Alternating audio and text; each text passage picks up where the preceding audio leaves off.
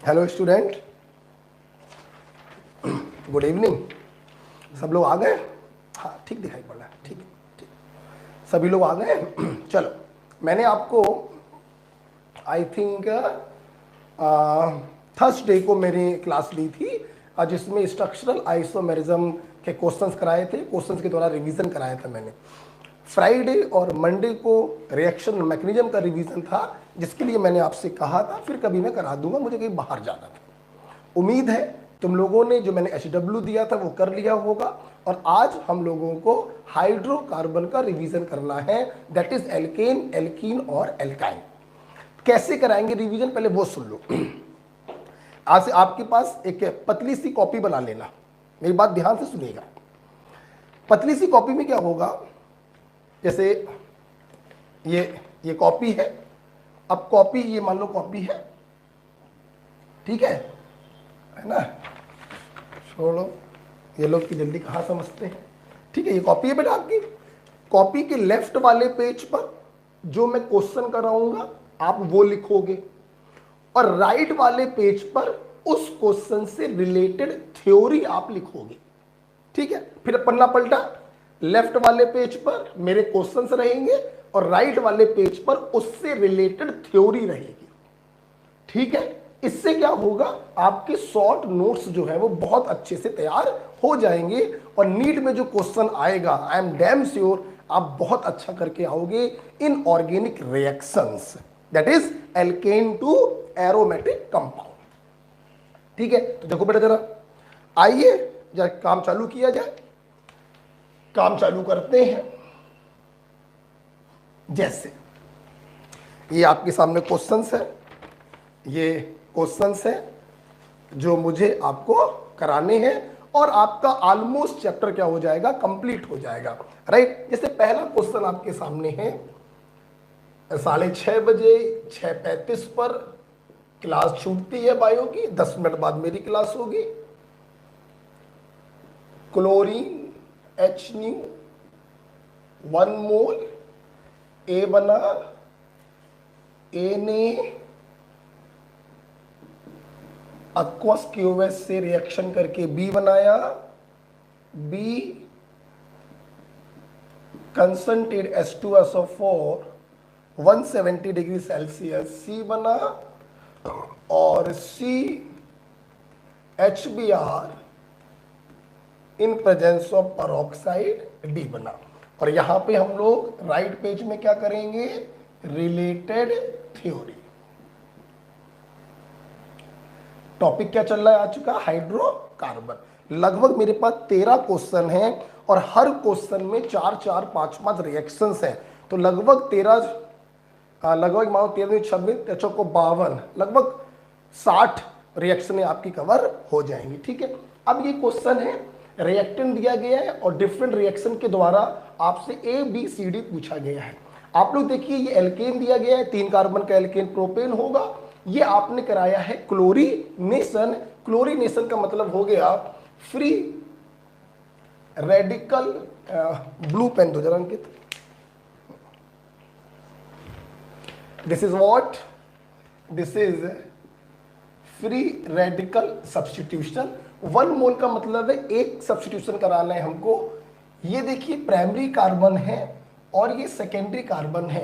Free radical substitution के लिए secondary hydrogen is more reactive than primary hydrogen, तो ये बीच वाले कार्बन का सब्स्टिट्यूशन कॉज करेगा, और A आपका बन जाएगा CH3 CH Cl CH3। कोई भी थ्योरी इसमें है ही नहीं, कि टोटल क्वेश्चन रिएक्शन मैकेनिज्म का क्वेश्चन है। इसके बाद क्या हुआ, आपने ये जो 2 क्लोरोप्रोपेन बना है उसके ऊपर आपने aqueous KOH डाला। aqueous KOH is the source of OH minus, and OH minus causes nucleophilic substitution, that is SN2 mechanism। तो Cl माइनस बाहर जाएगा, OH माइनस अंदर जाएगा। एक मिनट बेटा,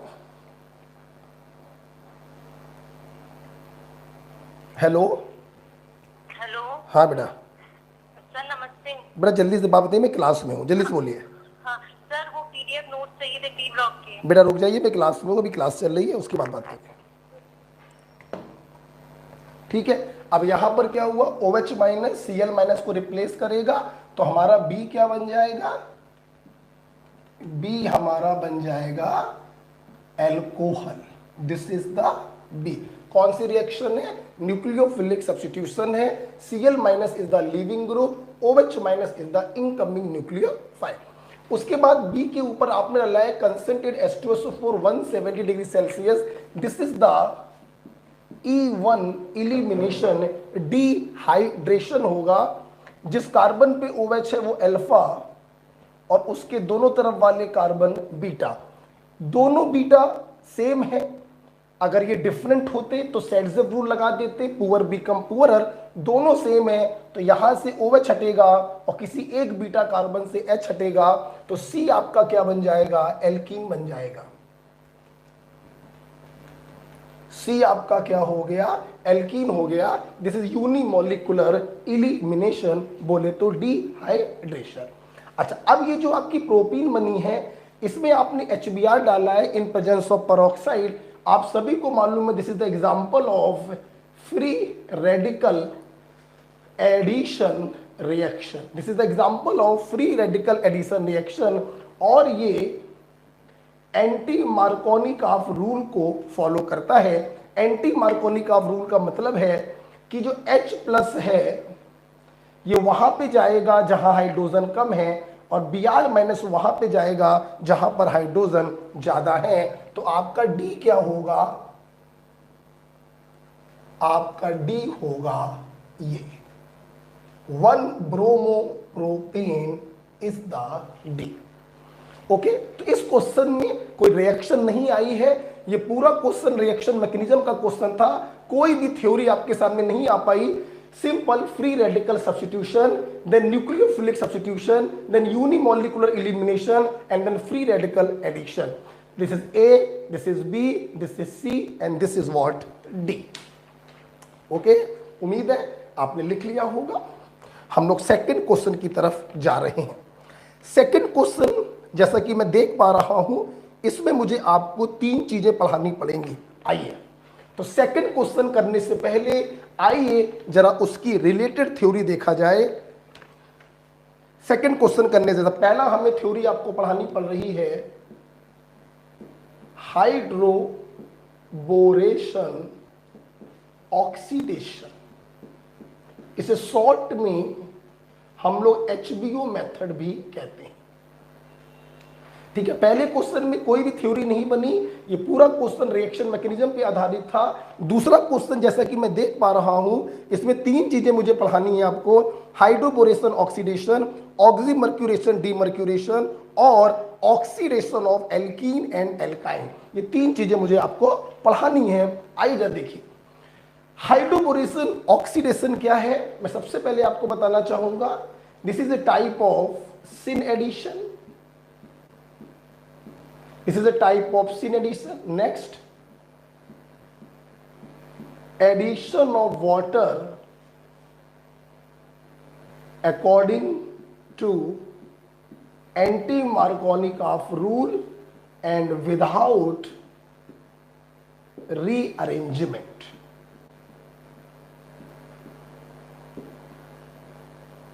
हाइड्रोबोरेशन ऑक्सीडेशन में क्या होता है, वाटर का एडिशन हो जाता है बिना किसी रीअरेंजमेंट के according to anti Markovnikov rule. For example,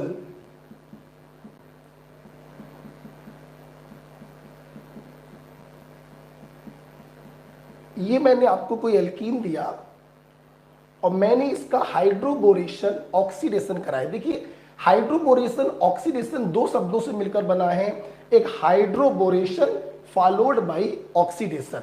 तो पहले स्टेप में हाइड्रोबोरेशन होता है, बोरेन की हेल्प से हाइड्रोजन का एडिशन होता है, और दूसरे स्टेप में ऑक्सीडेशन होता है इन एल्कलाइन मीडियम। तो देखिए, hydroboration addition of hydrogen with use while using borane, so hydroboration followed by oxidation using oxidizing agent H2O2 in alkaline medium। आप कुछ मत करिए, सिंपल एंटी मार्कोनिकॉफ से वाटर का एडिशन कर दीजिए बिना किसी रीअरेंजमेंट के। पाई बॉन्ड कटेगा, वाटर का H+ वहां जाएगा जहां हाइड्रोजन कम है और OH- वहां जाएगा जहां हाइड्रोजन ज्यादा है। तो इस प्रकार से ये देखिए, यहां पे गया हाइड्रोजन और टर्मिनल वाले पे गया ऑक्सीजन और आपको ये प्राइमरी अल्कोहल प्राप्त हो गया। मैं आपको एक बात बताना चाहता हूं कि यहां पर वाटर को हमने कैसे ब्रेक किया है। यहां पे हमने वाटर को ब्रेक किया है कुछ इस प्रकार से H+NOH-। आपको जान के खुशी यहां पर ये होगी, जो H+ वाला जो पार्ट होता है वो बोरेन से आता है और जो OH- वाला पार्ट होता है वो सेकेंड स्टेप से आता है। राइट। फॉर एग्जाम्पल, जैसे मैंने आपसे बोला या ध्यान से सुनिएगा,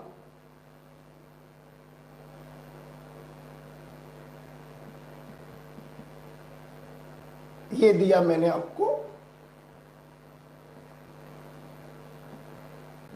B2D6 in THF as solvent और H2O2 OH बने। ध्यान से देखेंगे बेटा, इसमें कोई संदेह नहीं है कि एंटी मार्कोनिक आप से पानी का एडिशन होना है।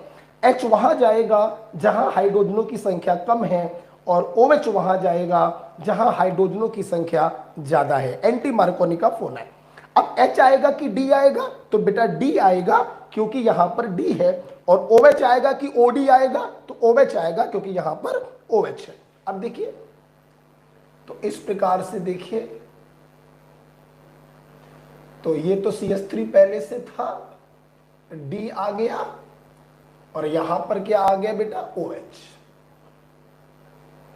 देखिए, अब एक समझने वाली बात क्या है, आपके मन में सवाल आ रहा था ये सिन एडिशन क्या होता है। सिन एडिशन का देखो मतलब बेटा ये है कि H और OH जब ऐड होते हैं तो दोनों एक ही तरफ से ऐड होते हैं। आप देखिए, D को भी मैंने नीचे की तरफ बनाया है और OH को भी मैंने नीचे की तरफ बनाया है। अगर D को आप ऊपर की तरफ बनाते तो OH भी आप कहां बनाते, ऊपर की तरफ बनाते। तो दिस इज हाइड्रोबोरेशन ऑक्सीडेशन।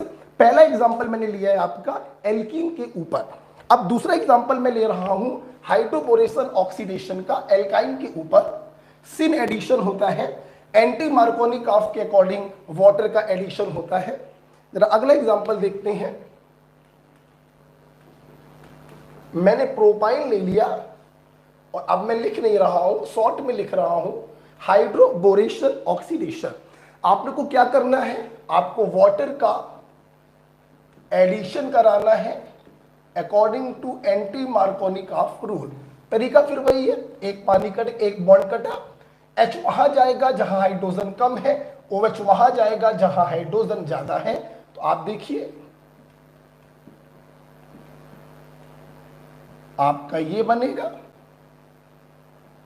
मेरी पूरी क्लास जानती है what is this, this is enol and enol are usually unstable. Reason आपको मालूम है, तुरंत इसमें टॉटोमेरिज्म हो जाएगा।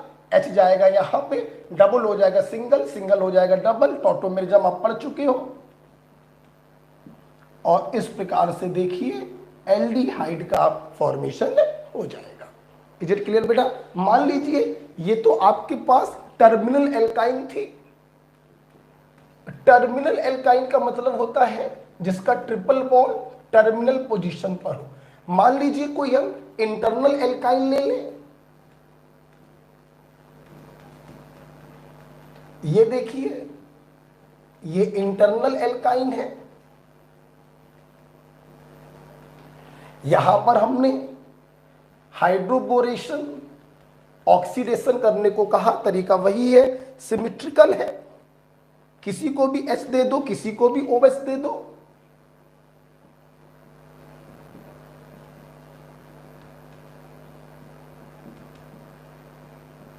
इनॉल बन गया। इनॉल आप समझ गए होंगे अनस्टेबल होता है, तुरंत ऑटोमेरिज्म हो जाएगा and you will get keto.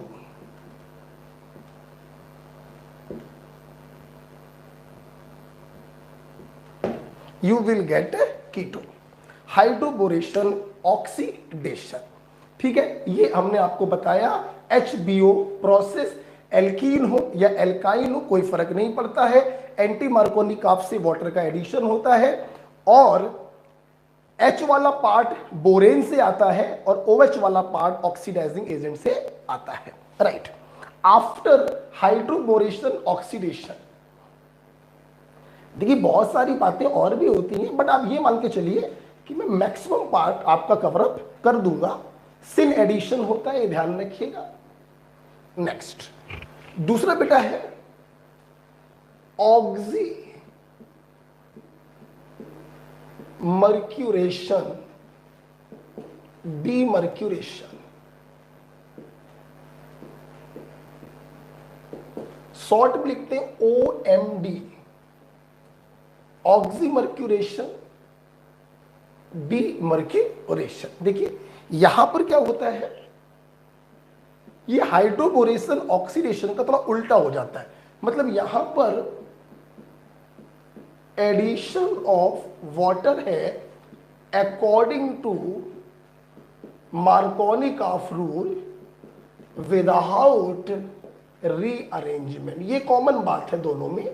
Rearrangement दोनों में से कहीं पर भी नहीं होता है, यही तो इनका बेनिफिट है. एसिड कैटालाइज हाइड्रेशन कराने पर जब इलेक्ट्रोफिलिक एडिशन ऑफ वाटर होता है तो वहां पे रीअरेंजमेंट हो जाता है. तो रीअरेंजमेंट को रोकने के लिए दो नए प्रोसेस आपके पास आए हैं, हाइड्रोबोरेशन ऑक्सीडेशन और ऑक्सीमर्क्यूरेशन डीमर्क्यूरेशन. देखिए यहां पर क्या होता है, मैं फिर से वही एग्जांपल ले रहा हूं जो हाइड्रोबोरेशन ऑक्सीडेशन में लिया. वहां पे हम लोग डाइबोरेन ले रहे थे इन THF, यहां पे हम लोग मर्क्यूरिक एसीटेट लेते हैं इन THF और followed by reduction by NaBH4. वहां पर ऑक्सीडेशन हुआ था, यहां पर रिडक्शन होगा. सिंपल क्या करना है, वाटर H+ OH- मार्कोनिक का एडिशन होगा. H+ वहां जाएगा जहां हाइड्रोजन ज्यादा है और सेकेंडरी एल्कोहल आपको प्राप्त होगा.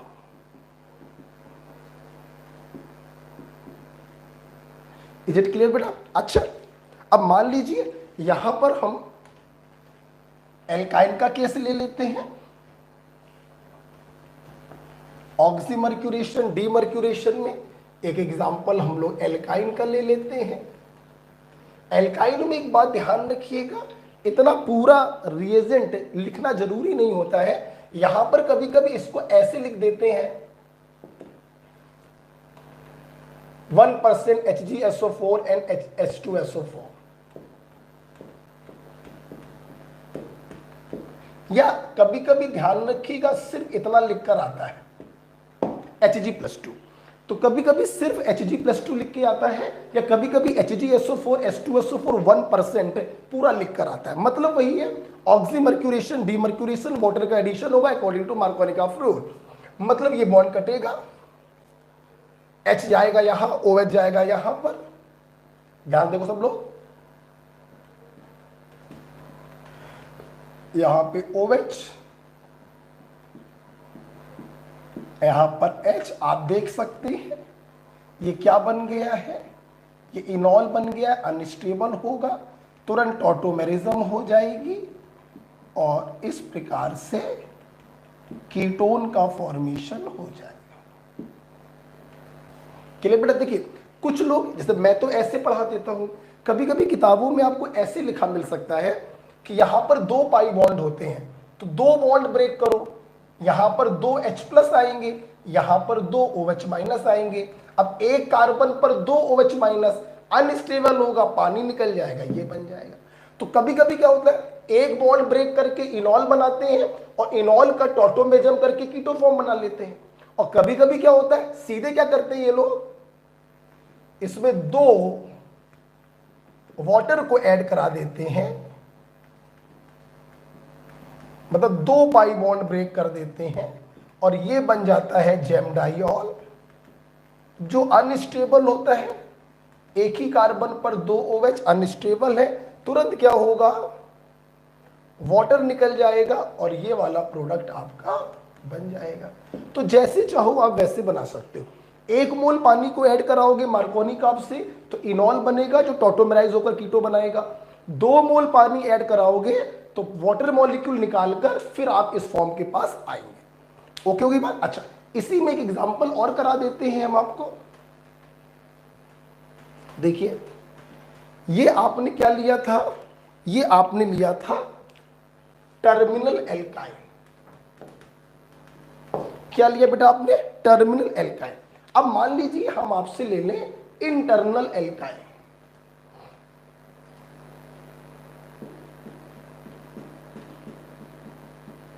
ये देखिए हमने ले लिया इंटरनल एल्काइन, नो इशू। फिर वही बात है,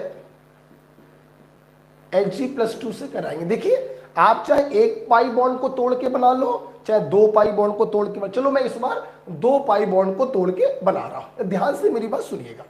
देखिए बेटा, जब इंटरनल एल्काइन होती है तो अब मार्कोनिक का तो कोई मतलब ही नहीं बनता है, क्योंकि दोनों के पास हाइड्रोजन क्या है, 0 0। तो जब इंटरनल एल्काइन होती है तो यहां पर आप किसी को भी H दे सकते हो और किसी को भी आप OH दे सकते हो। मैं कहना क्या चाहता हूं, यहां पर 2H, यहां पर 2 OH दिए तो देखिए आपका कीटोनिक ग्रुप ये बनेगा।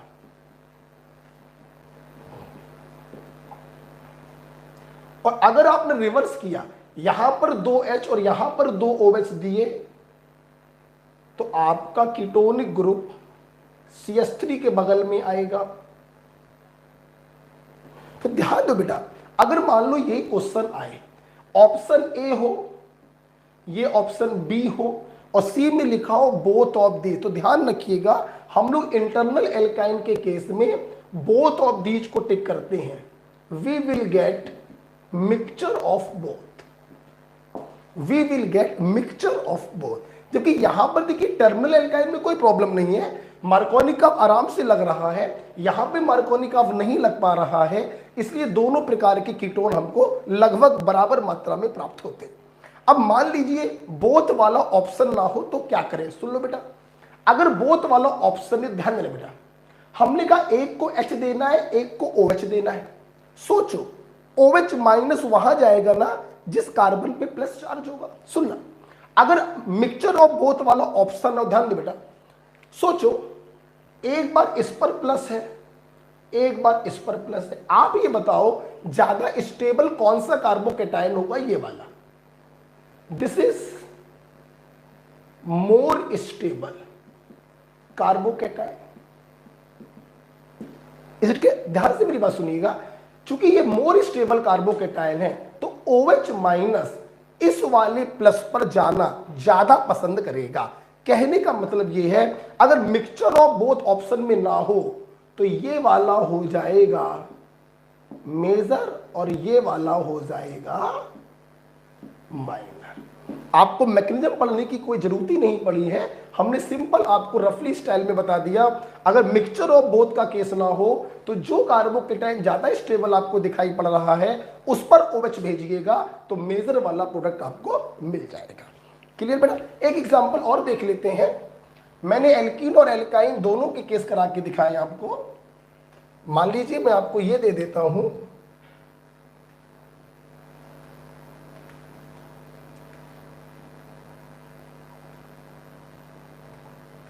ये दे दिया मैंने, कोई प्रॉब्लम ही नहीं है इसमें, तो टर्मिनल एल्काइन है, this is A terminal alkyne. और अगर टर्मिनल एल्काइन है तो कोई प्रॉब्लम ही नहीं है, मार्कोनिक आपसे अपन को वाटर को भेजना है बिना किसी रीअरेंजमेंट के, तो यहां पर 2H, यहां पर 2 OH पानी निकल जाएगा, तो इसमें तो कोई प्रॉब्लम ही नहीं हुई। And you will get this. So this is about oxymercuration, demercuration and hydroboration oxidation। ठीक है, हाइड्रोबोरेशन ऑक्सीडेशन सिन एडिशन होता है, ध्यान रखिएगा। H आता है डाइबोरेन से और OH आता है सेकेंड स्टेप से। ठीक है, चल अब जैसे मान लो मैं आपको एक क्वेश्चन ये दे दूं, मान लो बेटा ये खत्म हो गया है, ऑक्सीमर्क्यूरेशन, डीमर्क्यूरेशन और हाइड्रोबोरेशन, ऑक्सीजन। मान लो मैं आपको एक सवाल ये दे दूं,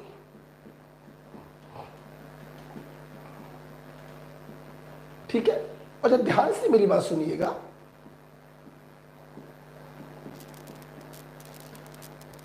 आप समझ गए हैं, हाइड्रोबोरेशन ऑक्सीडेशन हो रहा है, राइट। ये देखो क्या कर दिया हमने, ये देखो क्या कर दिया। देखिए हमने हाइड्रोबोरेशन तो कराया, लेकिन ऑक्सीडेशन ना कराकर हमने एक एसिड को डाल दिया। ऑक्सीडेशन जब कराते हैं H2O2 in alkaline medium, then second step is the source of OH minus. लेकिन जब कोई एसिड डाल देते हैं तो acid is the source of proton, deuteron, of course D लिया तो ड्यूटेरियम हो गया, H होता तो प्रोटियम हो जाता, और यहां से क्या मिल रहा आपको, H। एम राइट बेटा। तो हम कहना ये चाहते हैं आपसे, जब आपने हाइड्रोबोरेशन ऑक्सीडेशन किया था तो वाटर का एडिशन हो रहा था H प्लस और वहां से OH माइनस। अगर हाइड्रोबोरेशन प्रोटोनेशन कराए तो H प्लस तो अभी भी H प्लस है, लेकिन OH माइनस की जगह हो जाएगा ड्यूटेरियम। क्या हो जाएगा, ड्यूटेरियम। कहने का मतलब ये हो गया, यहां पे हम लोग कौन सा रूल लगाते थे बेटा, एंटी मार्कोनी का। तो H प्लस वहां जाएगा जहां हाइड्रोजन कम है, और OH की जगह क्या हो गया, ड्यूटेरियम हो गया। OH की जगह क्या हो गया, ड्यूटेरियम। इसे हम लोग हाइड्रोबोरेशन ऑक्सीडेशन ना कहकर हाइड्रोबोरेशन रिडक्शन कह सकते हैं, या हाइड्रोबोरेशन प्रोटोनेशन कह सकते हैं। ठीक है, ये भी ध्यान रखिएगा। कभी कभी क्या करते हैं ये लोग, ऑक्सीडेशन ना करा के प्रोटोनेशन करा देते हैं। तो OH जहां पर ऐड हो रहा था, अब OH की जगह पर क्या ऐड कराओगे, ड्यूटेरियम को ऐड करवाओगे, दैट्स इट। सेकंड क्वेश्चन में और क्या यूज हो रहा है, सेकंड क्वेश्चन में अच्छा एक चीज ये यूज हो रही है, देखिए बेटा, ऑक्सीमर्क्यूरेशन डीमर्क्यूरेशन हो गया, आपका हाइड्रोबोरेशन ऑक्सीडेशन हो गया। अब यहां पर एक काम है, तीसरा पॉइंट हम पढ़ाना चाह रहे हैं थोड़ा सा आपको, ऑक्सीडेशन ऑफ एल्कोहल। थोड़ा सा पढ़ाएंगे, ज्यादा नहीं, डिटेल में आपको हम जब एल्कोहल वाले क्वेश्चन कराएंगे तब बताएंगे। देखिए एल्कोहल आपके पास 3 प्रकार के हैं, प्राइमरी एल्कोहल, सेकेंडरी एल्कोहल और टर्सरी एल्कोहल। प्राइमरी कार्बन से लगा प्राइमरी एल्कोहल, सेकेंडरी कार्बन से लगा सेकेंडरी एल्कोहल, टर्सरी कार्बन से लगा टर्सरी एल्कोहल। आपने इनका क्या कराया, ऑक्सीडेशन कराया। क्या कराया बेटा, ऑक्सीडेशन। ध्यान दो बेटा, देखिए हमने आपको एल्केन पढ़ाते समय ये बता दिया था कि एल्कोहल का जो ऑक्सीडेशन होता है, actually this is D hydrogenation, D hydrogenation. अब देखिए एक H आपका हटता है ग्रुप से और दूसरा H आपका हटता है अल्फा कार्बन से। किससे हटता है बेटा, यहां अल्फा कार्बन प्राइमरी है, यहां अल्फा कार्बन सेकेंडरी है, और यहां अल्फा कार्बन टर्सरी है। तो देखिए हुआ, एक वैलेंसी इसकी खाली हुई, एक वैलेंसी इसकी खाली हुई, दोनों ने हाथ मिला लिया, आपका क्या बन गया, ये एल्डिहाइड बन गया। यहां पर देखिए फिर वही बात है, एक H हटेगा फंक्शनल ग्रुप से, दूसरा H हटेगा अल्फा कार्बन से, दोनों ने हाथ मिला लिया, इस प्रकार से क्या बन गया, कीटोन बन गया। ठीक है, यहां पर देखिए क्या पॉसिबिलिटी है, फंक्शनल ग्रुप के पास H है लेकिन अल्फा के पास H नहीं है, इसीलिए टर्सरी अल्कोहल का ऑक्सीडेशन नहीं होता, no oxidation because no alpha hydrogen. ठीक, अब मेरी बात सुनते रहिए बेटा, कि जो बेटा एल्डिहाइड होते हैं ना, they are again highly susceptible for oxidation. Aldehyde का फर्दर ऑक्सीडेशन हो जाता है, इसलिए ये aldehyde get further oxidize into carboxylic acid. But बेटा कीटोन जो होते हैं ये ऑक्सीडेशन के लिए इनर्ट होते हैं, यूजली इनर्ट फॉर ऑक्सीडेशन। ऐसा नहीं है कि इनका ऑक्सीडेशन नहीं हो सकता, होता है, लेकिन बहुत ही ड्रास्टिक कंडीशंस में होता है, हाई टेम्परेचर पे होता है। यूजली क्या होते हैं? Inert for oxidation under normal condition, under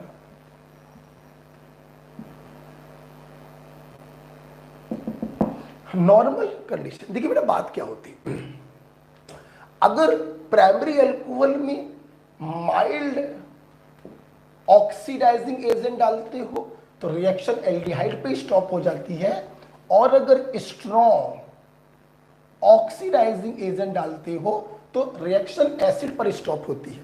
secondary alcohol में आप माइल्ड डालो या आप स्ट्रॉन्ग डालो, मामला कीटोन पर जाकर ही स्टॉप हो जाना है, और टर्सरी अल्कोहल का तो ऑक्सीडेशन होना ही नहीं है। राइट डियर, मैं आपको यहां पर एक बात बताना चाहूंगा। ऑक्सीडेशन ऑफ अल्कोहल में आपने देखा प्राइमरी अल्कोहल माइल्ड ओए की प्रेजेंस में एल्डिहाइड बना रहा है और स्ट्रॉन्ग ओए की प्रेजेंस में एसिड बना रहा है। सेकेंडरी अल्कोहल में माइल्ड डालो या स्ट्रॉन्ग डालो कीटोन बन रहा है, जबकि टर्सरी अल्कोहल में कोई फर्क नहीं पड़ रहा। माइल्ड की बात मैं यहां पे नहीं कर रहा हूं, मैं यहां पे आपको बात बताना चाहता हूं स्ट्रॉन्ग ऑक्सीडाइजिंग एजेंट की। स्ट्रॉन्ग ऑक्सीडाइजिंग एजेंट है KMnO4 in acidic medium hot और K2Cr2O7 in acidic medium hot and KMnO4 in alkaline medium hot. चूंकि बेटा इन तीनों में हॉट हॉट हॉट आ रहा है, तो मेरी आदत है मैं अपने स्टूडेंट को ऐसे याद करवा देता हूं, हॉट क्यूब। हॉट क्यूब ये हमारी ऑर्गेनिक केमिस्ट्री के स्ट्रॉन्ग ऑक्सीडाइजिंग एजेंट होते हैं। पूरी ऑर्गेनिक केमिस्ट्री में from alkane to aromatic chemistry ये तीनों की तीनों जब भी दिखते हैं ये हमेशा स्ट्रॉन्ग ऑक्सीडाइजिंग एजेंट की तरह ही काम करते हैं। अल्कोहल के लिए माइल्ड ऑक्सीडाइजिंग एजेंट कौन होते हैं, अभी हम उसकी बात नहीं कर रहे हैं। इट क्लियर बेटा? आइए हम लोग चलते हैं क्वेश्चन नंबर 2 की तरफ, जो लेफ्ट वाले पेज पर आप लोग लिखेंगे। क्वेश्चन नंबर 2 आपका है, ये अल्कोहल दिया है H+, यहां पर A बना है। A के आगे इन्होंने कुछ ऐसे लिख दिया है,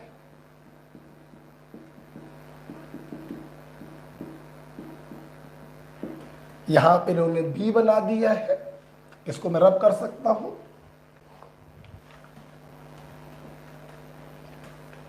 और B के आगे इन्होंने CH3MgBr लिखकर यहां C बनाया है, और A में इन्होंने मर्क्यूरिक एसीटेट लिखा है इन THF followed by reduction with NaBH4, इन्होंने बनाया है D, और D का इन्होंने कराया है KMnO4 in acidic medium hot, और इन्होंने बनाया है E। मैं उम्मीद करता हूं कि मेरे स्टूडेंट ये समझ चुके होंगे। आप देखिए बेटा, जो पहला वाला काम हो रहा है this is dehydration, unimolecular elimination हो रहा है, कार्बोकेटायन इंटरमीडिएट होता है अल्फा और बीटा, सिमेट्रिकल बीटा है, कहीं से भी H हटा दीजिए तो आपका A क्या हो जाएगा, आपका ये देखो A हो गया।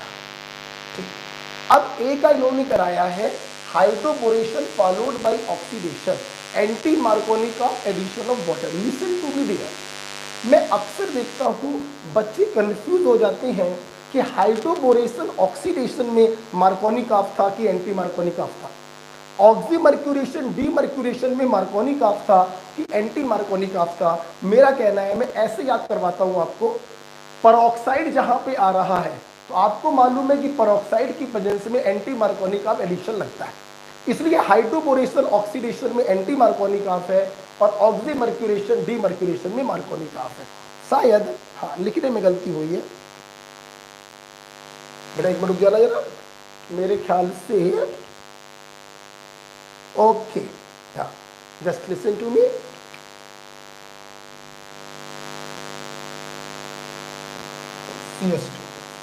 ठीक है, चले तो अभी आपको ये याद करवा दिया, तो मैंने चेंज किया है, तो फिर देख लो बेटा, ये हटा, यहाँ पे प्लस आया, प्लस आपका यहाँ पे जाएगा 1,2 हाइड्राइड शिफ्टिंग। अब यहाँ पे 3 H होंगे, यहाँ पर 2 H होंगे, तो आपका ये बनेगा। ना समझ में आया हो तो ये मैं नहीं बताऊंगा, ये आप रिएक्शन मैकेनिज्म में जाकर देखिए। अब ए बन गया, अब हाइड्रोबोरेशन ऑक्सीडेशन हो रहा है। आप देखिए बेटा, एंटी मार्कोनी का एडिशन है, H वहां जाएगा जहां हाइड्रोजनों की संख्या कम, तो H जाएगा यहां, OH जाएगा यहां, तो B आपका क्या बनेगा,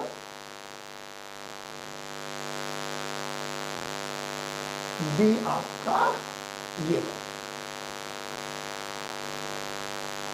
this is the B। Anti markovnikov का एडिशन ऑफ वाटर कराया है, H वहां जाएगा जहां हाइड्रोजन कम है, और OH वहां जाएगा जहां हाइड्रोजन ज्यादा है। अब B के ऊपर इन्होंने डाला है मिथाइल मैग्नीशियम ब्रोमाइड, बोले तो ग्रिग्नॉड रिएजेंट।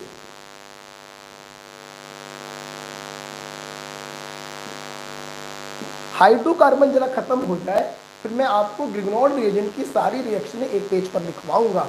बेटा आप झूम उठोगे, एक पेज आपको ऐसा फीलिंग आएगा जैसे पूरी ऑर्गेनिक आपने खत्म कर ली हो, सिर्फ ग्रिग्नॉड रिएजेंट पढ़कर। आज तो नहीं, फिर कभी करा देंगे। अभी सिर्फ इतना बताना चाहते हैं बेटा कि ग्रिग्नॉड रिएजेंट जो होता है ये ऑर्गेनोमेटेलिक कंपाउंड है, and it is the source of nucleophile R-। And आप सबको मालूम है कि जो न्यूक्लियोफाइल होते हैं वो बेस भी होते हैं।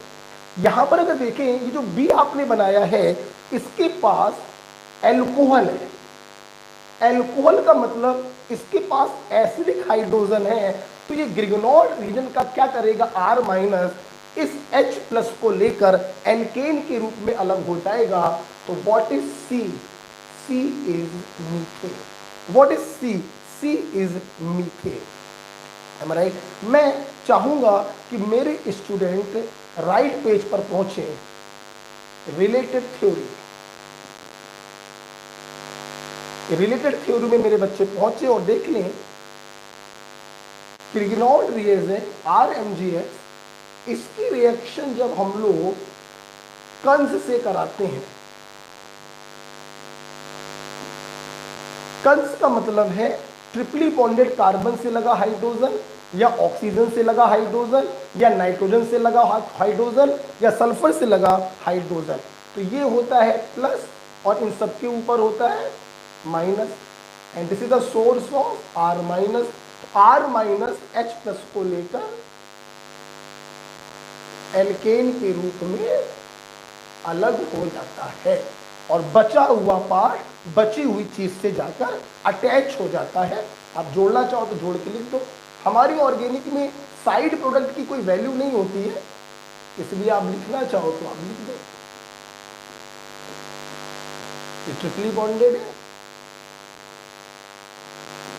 साइड प्रोडक्ट की कोई वैल्यू नहीं होती है ऑर्गेनिक केमिस्ट्री में, मेन प्रोडक्ट की वैल्यू होती है।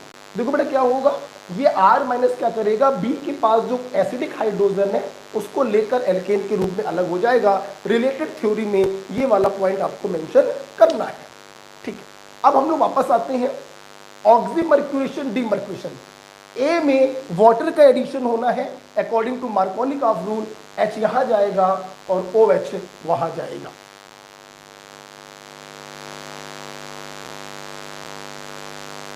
ठीक है, H यहां जाएगा और OH वहां जाएगा। आपको बेटा क्या प्राप्त हो गया, ये D प्राप्त हो गया, और जो D है this is A tertiary alcohol. तो अगर टर्सरी एल्कोहल है इसका तो फर्दर ऑक्सीडेशन पॉसिबल है नहीं, इसलिए मुझे लगता है लिखने में मिस्टेक हुई है मुझसे, लिखने में मिस्टेक हुई है, ई मैंने ऐसे बनाया।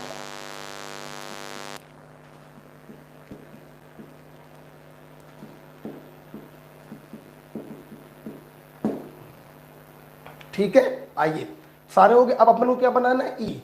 बी क्या था, बी आपके सामने ये था जो कि एक सेकेंडरी अल्कोहल है। आपने इसके ऊपर हॉट क्यूब डाल दिया है। हॉट क्यूब एक स्ट्रॉन्ग ऑक्सीडाइजिंग एजेंट है।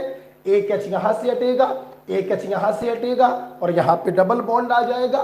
तो ई आपका क्या होगा, आपने ये लिख लिया हो तो मैं यहां पे लिख दे रहा हूं, what is E, E is a ketone. This is E. Okay, this is the question number 2. Related theory में आज आपने ऑक्सीमर्क्यूरेशन डीमर्क्यूरेशन पढ़ा और हाइड्रोबोरेशन ऑक्सीडेशन आपने पढ़ा, एल्कोहल का ऑक्सीडेशन आपने पढ़ा और ग्रिग्नॉल्ड रिएजेंट की कंस के साथ रिएक्शन पढ़ी। इसे हम लोग नाम देते हैं कंस रूल। कोई रूल नहीं है, सिंपल कंस बोलिए, R माइनस एच प्लस को लेकर एल्केन के रूप में अलग हो जाएगा। तो यहां पर देखिए यूनिमोलिकुलर इलिमिनेशन हुआ, ऑक्सीमर्क्यूरेशन डीमर्क्यूरेशन हुआ, हाइड्रोबोरेशन ऑक्सीडेशन हुआ, ऑक्सीडेशन हुआ with the help of hot cube और ग्रिग्नॉल्ड रिएजेंट के साथ एसिड बेस रिएक्शन हुई और एल्केन का फॉर्मेशन हुआ। This is the question number 2। ऐसे शॉर्ट नोट्स तैयार हो जाएंगे कि आप सोचिए कि आपका पूरा खेल हो जाएगा। अभी तो सिर्फ शुरुआत करी है हमने, पूरा खेल हो जाएगा। जैसे मैंने बताया वैसे लिखिएगा। लेफ्ट पेज पर क्वेश्चन, राइट पेज पर रिलेटेड थ्योरी।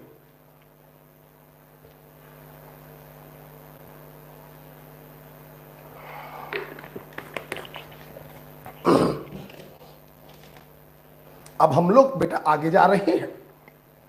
आइए मैं इसको रब करना चाहता हूं। क्वेश्चन नंबर 3 पढ़ने से पहले हमें आपको रिलेटेड थ्योरी में 2 बातें समझानी पड़ेंगी। आइए रिलेटेड थ्योरी में 2 बातें हम लोग समझते हैं, शॉर्ट में समझाएंगे, ज्यादा डिटेल नहीं बताएंगे। देखिए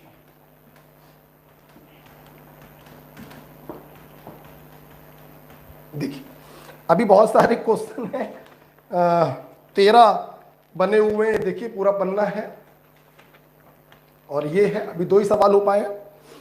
देखिए अभी तो मैं आपको नीट के हिसाब से क्वेश्चन करा रहा हूं।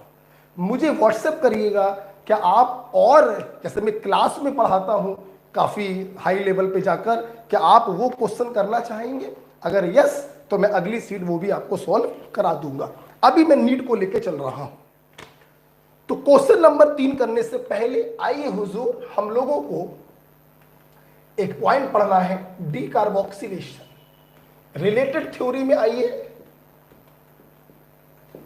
और डी कार्बोक्सिलेशन मैं आपको बताना चाहता हूं that is removal of carbon dioxide.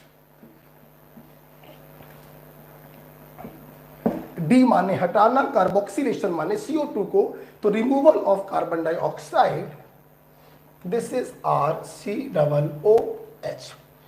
ठीक है, डी कार्बोक्सिलेशन कराने के लिए हम लोग सोडा लाइम का इस्तेमाल करते हैं, NaOH प्लस CaO।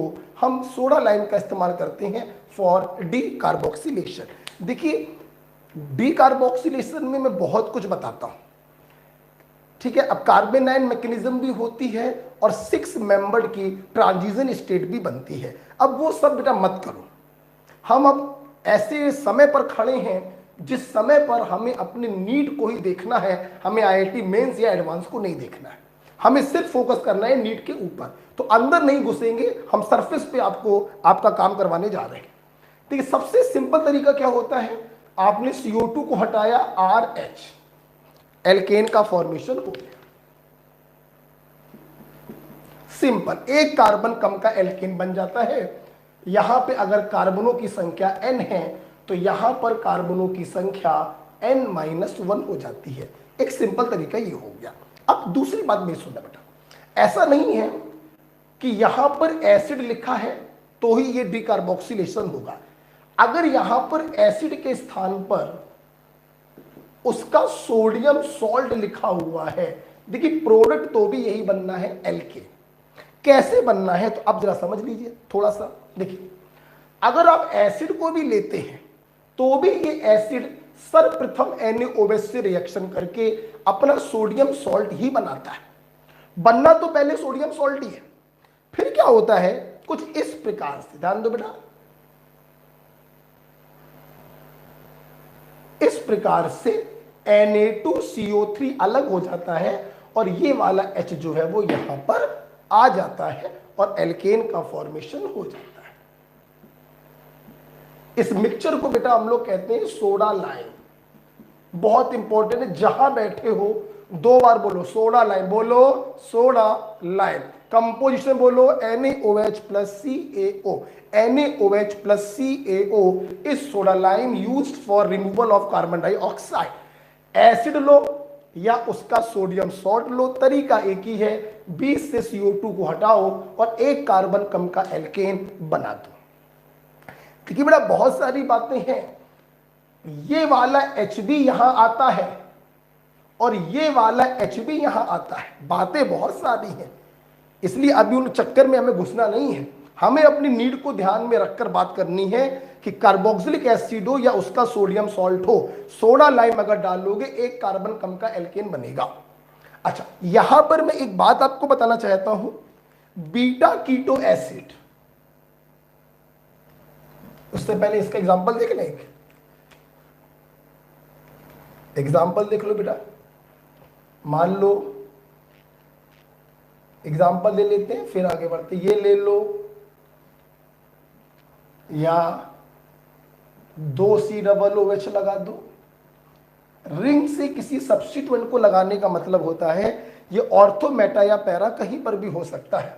आपने सोडा लाइम डाला, ध्यान रखिएगा जितने COOH होते हैं सब CO2 के रूप में निकल जाते हैं, तो तुम बेंजोइक एसिड लो या डाई कार्बोक्सिलिक एसिड लो, आपको मिलना क्या है, बेंजीन ही आपको मिलना है। डी कार्बोक्सिलेशन में एक छोटा सा यहां पर हम नोट लिखवाना चाहेंगे।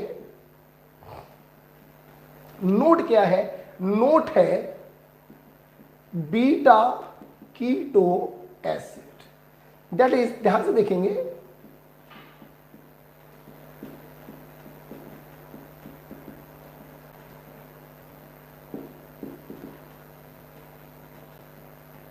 ये देखे सब लोग बेटा, this is the functional group, बगल वाला कार्बन अल्फा और उसके बगल वाला carbon beta, this is beta carboxylic. Remember, beta carboxylic acid का डी कार्बोक्सिलेशन कराने के लिए no need of soda lime, no need of soda lime, just heat कर दीजिए और यहां से CO2 निकल जाएगा और इस प्रकार से डी कार्बोक्सिलेशन हो जाएगा। ध्यान रखिएगा, ये देखिए, ठीक है। तो बीटा कीटो एसिड का डीकार्बोक्सिलेशन कराने के लिए कोई जरूरत नहीं होती है कि सोडा लाइम को डाला जाए, सिंपल गर्म कर दीजिए, CO2 निकल जाती है। अगर ये समझ में आया है आपको तो आइए एक क्वेश्चन आपको कराते हैं। देखिए बेटा मैं फिर बार बार कह रहा हूं, अगर आप क्लास में होते तो बहुत कुछ और बताता, बहुत सवाल कराता हूं, मुझे बहुत अफसोस है और ये मुझे लगता है साला मेरा ड्रॉबैक है कि मैं कोरोना के कारण हो या कोई भी रीज़न रहा हो, आपको मैं ऑर्गेनिक की रिएक्शन से नहीं पढ़ा पाया। बहुत कुछ सोचे बैठा था, बहुत सारे प्यारे प्यारे सवाल बनाए थे, बहुत अच्छी अच्छी थ्योरी बनाई थी आप लोगों के लिए, लेकिन मजबूरी है वो पूरा मैं आपको दे नहीं पाया। लेकिन अब मैं इन क्वेश्चनों के माध्यम से काफ़ी हद तक आपको चीज़ें समझा रहा हूँ, ठीक है। जैसे इस पर क्वेश्चन हम लोग देखते हैं, जैसे देखिए एक क्वेश्चन करते हैं इसके ऊपर, बताइए जरा,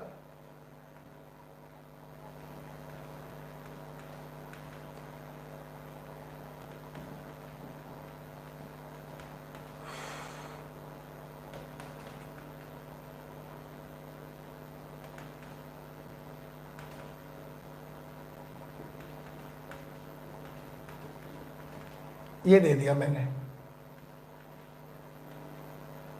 ठीक, और मैंने इसको गर्म किया। तो सवाल आपसे ये पूछा जा रहा है, बताइए कितने COOH रिमूव हो जाएंगे, 1, 2 या 3। तो अगर आप लोग ध्यान से देखें तो फंक्शनल ग्रुप बगल वाला कार्बन अल्फा, उसके बगल वाला कार्बन बीटा, इसके रेस्पेक्ट में ये बीटा पोजीशन पे कीटो ग्रुप लगा है, हाँ ये रिमूव होगा। अल्फा बीटा, इसके रेस्पेक्ट में भी बीटा पर कीटो ग्रुप लगा है, ये भी रिमूव होगा, COOH बगल वाला अल्फा बगल वाला बीटा, इसके रिस्पेक्ट में ये बीटा नहीं है, ये गामा पोजीशन हो जाएगी, तो ये वाला रिमूव नहीं होगा, सिर्फ ये दोनों ही रिमूव होंगे। और इस प्रकार से आप देखिए ये ऐसे ही लगा रहेगा। एम राइट बेटा? और जैसे देखिए इस पर और सवाल बना सकते हैं, जैसे ये क्वेश्चन आ गया, आप देखिए जरा,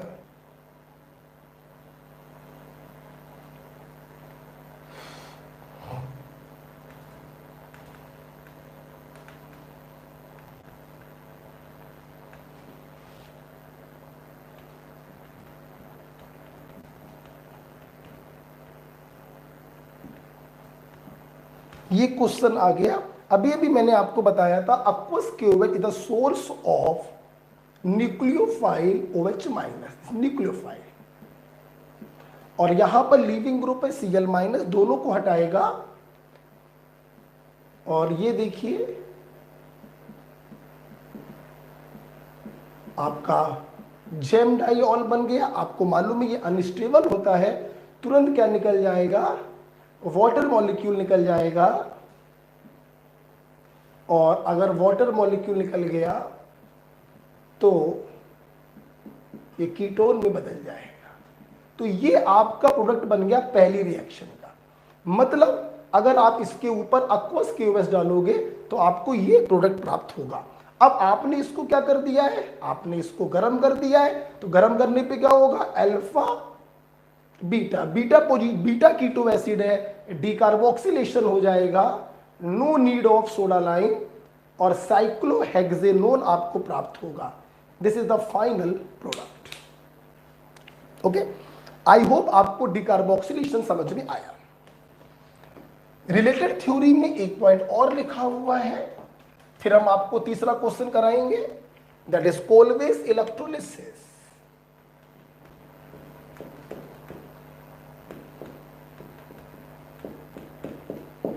Kolbe's electrolysis free radical mechanism को फॉलो करता है। Colway electrolysis free radical mechanism को फॉलो करता है।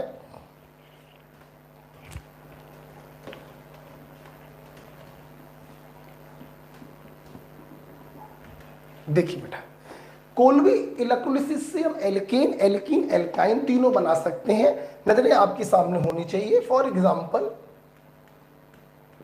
Sodium salt of monocarboxylic acid,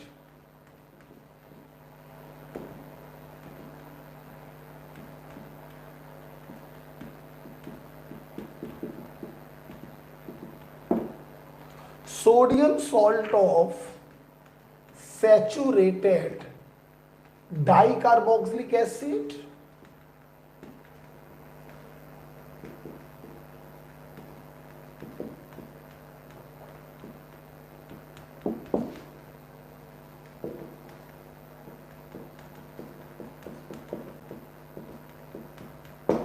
और एल्काइन बनाने के लिए हम यूज करते हैं sodium salt of unsaturated dicarboxylic acid. शायद नहीं हो पाएगा।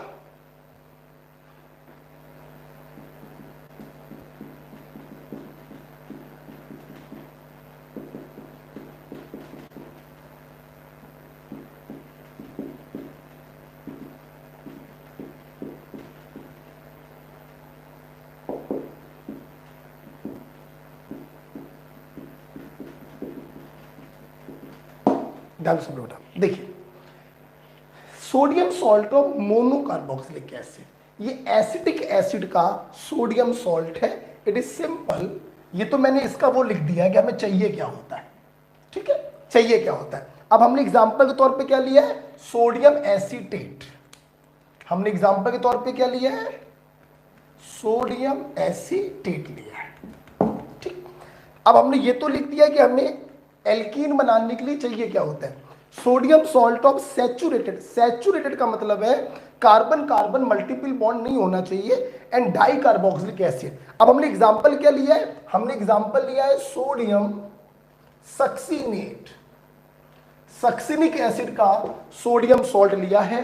कोई बच्चा ये सोच रहा हो कि सक्सिनिक एसिड क्या होता है, तो बेटा हम लात मार देंगे, आपको सब ट्रिक बता रखी है। Oxalic acid, malonic acid, succinic acid, glutaric acid, adipic acid, pimelic acid, पूरी ट्रिक बता रखी है सक्सिनिक एसिड। ये तो मैंने लिख दी कॉमन बात कि एल्काइन बनाने के लिए चाहिए क्या होता है। अब आपने एग्जाम्पल लिया है सोडियम मैलेइक एसिड का मैलिएट, मैलिएट, सोडियम मैलिएट, मैलेइक एसिड का ये सॉल्ट है। सोडियम मैलिएट, मैलेइक एसिड का ये सॉल्ट है। और मैलेइक एसिड और फ्यूमेरिक एसिड अभी स्टीरियो आइसोमेरिज्म में भी मैंने आपको बताया था। तो ये मैलेइक एसिड का सोडियम सॉल्ट हमने लिया है। अब देखिए हम इसकी कराने जा रहे हैं Colway electrolysis. It's very simple, बिल्कुल आसान। देखिए फ्री रेडिकल मैकेनिज्म को फॉलो कर रहा है, ध्यान से मेरी बात सुनिए। देखिए बेटा, एल्किल ग्रुप और CO2 के बीच का बॉन्ड काटो, बिंदी लगाओ।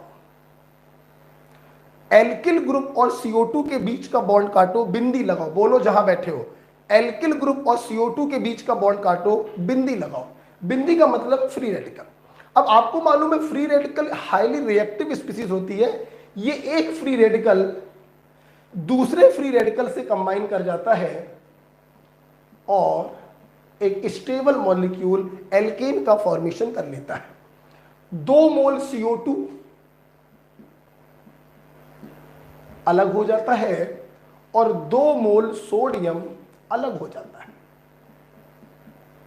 ध्यान से देखिए मैं कैसे सिखा रहा हूं।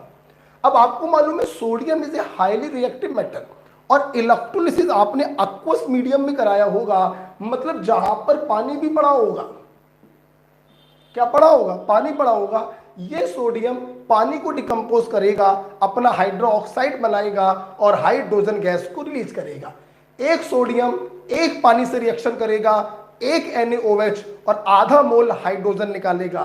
तो 2 Na 2 पानी से रिएक्शन करेंगे तो 2 मोल NaOH और 1 मोल हाइड्रोजन गैस निकलेगी। अब ध्यान से मेरी बात सुनिएगा, कभी कभी क्वेश्चन ये पूछ लेते हैं कि जो 2 गैसें निकल रही हैं ये कैथोड पर निकलती हैं या एनोड पर निकलती हैं। It's very simple. आप लोग हमसे इलेक्ट्रोलिसिस पढ़ चुके हैं, ठीक है। ये तो मैंने आपको बहुत ही ट्रिकी तरीके से पढ़ाया। अगर इसको मैं तोड़ के पढ़ाता तो Na+ होता और COO-। Na+ कैटायन कैथोड पर जाता, मतलब Na के कारण जो कुछ भी निकल रहा है वो कैथोड पर निकलेगा। मतलब ये हाइड्रोजन गैस कैथोड पर निकलती है और ये कार्बन डाइऑक्साइड गैस एनायन से निकलती है, मतलब एनोड पर निकलती है। एक अक्षर भी बेटा अगर आपने याद किया तो ये हमारी बेइज्जती है। ओके, कैटायन से बनने वाली चीजें कैथोड पर होती हैं, एनायन से बनने वाली चीजें एनोड पर होती हैं। तरीका कैसे बताया याद करने का? एल्किल ग्रुप और CO2 के बीच का बॉन्ड काटो, बिंदी लगाओ, 2 से मल्टीप्लाई किया, एल्केन बन गया। 2 मोल CO2, 2 मोल NaOH और 1 मोल हाइड्रोजन गैस। यहां पर देखिए बेटा वही तरीका, एल्किल ग्रुप और CO2 का बीच का बॉन्ड काटा, बिंदी लगाया। एल्किल ग्रुप और CO2 के बीच का बॉन्ड काटा, बिंदी लगाया। अब 2 से मल्टीप्लाई करने की जरूरत नहीं है, ये दोनों बिंदियां अपना हाथ मिला लेंगी और एथिलीन प्राप्त होगी। 2 मोल CO2 at anode, 2 mole sodium 2 mole water को ब्रेक करेगा, 2 मोल NaOH और 1 मोल हाइड्रोजन गैस को बनाएगा। सेम सिचुएशन यहां पर भी है। एल्किल ग्रुप और CO2 के बीच का बॉन्ड काटो, बिंदी लगाओ, बिंदियां अपना हाथ मिला लेंगी, एल्काइन बन गया। 2 मोल CO2 एनोड पर, 2 मोल NaOH और 2 मोल हाइड्रोजन। चूंकि बेटा इलेक्ट्रोलिसिस कराने के बाद आपको बर्तन में NaOH प्राप्त होता है, इसीलिए इलेक्ट्रोलिसिस कराने के बाद pH जो होती है वो कॉन्टिन्यूसली बढ़ती जाती है ड्यू टू कोलवे इलेक्ट्रोलिसिस। तो मोनोकार्बोक्सिलिक एसिड का सोडियम सॉल्ट लेंगे तो एल्केन बनेगा, डाई कार्बोक्सिलिक सैचुरेटेड लेंगे तो एल्कीन बनेगा, और डाई कार्बोक्सिलिक अनसैचुरेटेड लेंगे तो एल्काइन बनेगा। और कौन सी मैकेनिज्म को फॉलो करेगा? फ्री रेडिकल मैकेनिज्म को फॉलो करेगा। ठीक, यहां पर जैसे अगर मैं क्वेश्चन आपको दूं, एक क्वेश्चन मैं आपको दूं,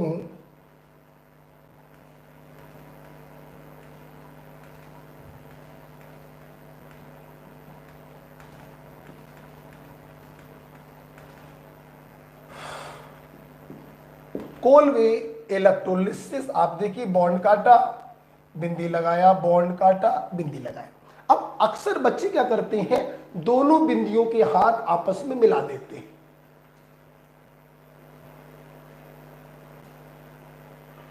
ये बना दिया, ठीक है, ये बनेगा, लेकिन बेटा हमारी ऑर्गेनिक केमिस्ट्री में हमेशा मेजर प्रोडक्ट की ही चर्चा होती है, माइनर प्रोडक्ट की चर्चा नहीं होती।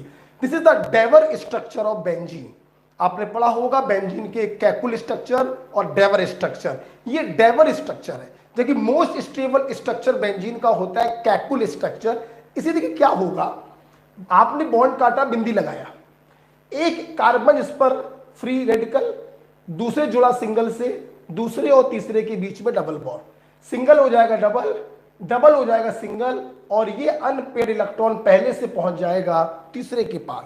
मतलब देखिए हो क्या रहा है, ये मत बनाइए आप, आपको समझना चाहिए क्या हो रहा है।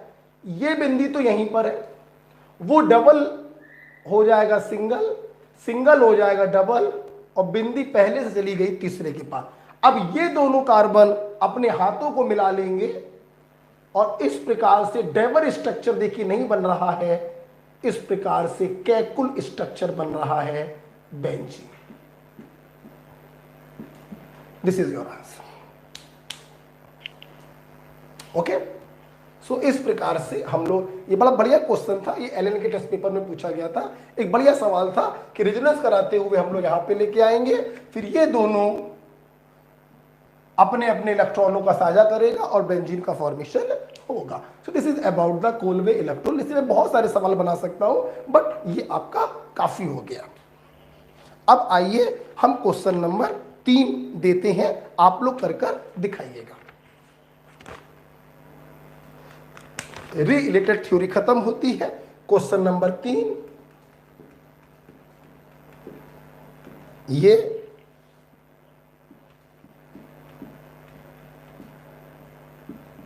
आपको करना है, सिर्फ 30 सेकंड आपको देंगे।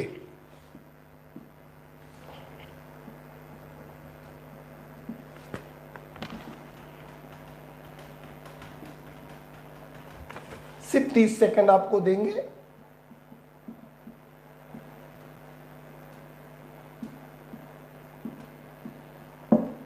गैस 1,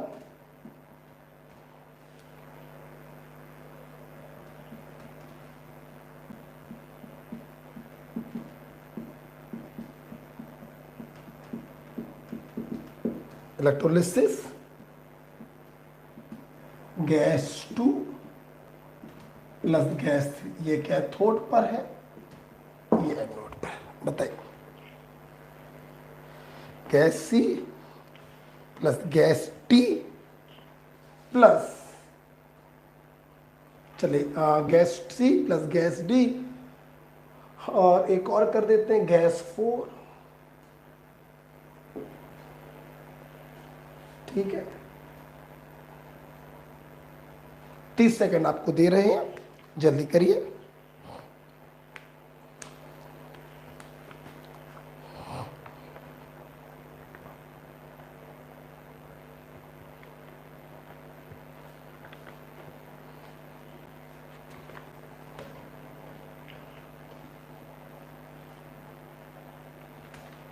आंसर आया किसी का? आंसर आया? अब ये